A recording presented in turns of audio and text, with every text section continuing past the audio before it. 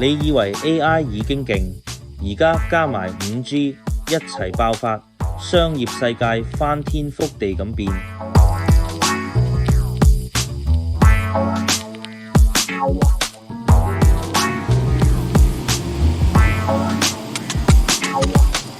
5G 唔止快，係為 AI 打開新一頁，低延遲、高速數據傳輸，即時處理變得可能。企業正面臨即時決策困難、系統緩慢、數據分散問題。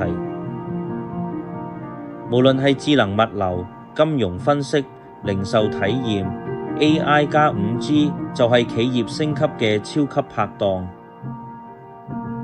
未來商業唔係淨係快，而係要夠醒、夠準、夠互動。掌握5G 加 AI， 唔只係贏在起跑線，而係直接飛越賽道。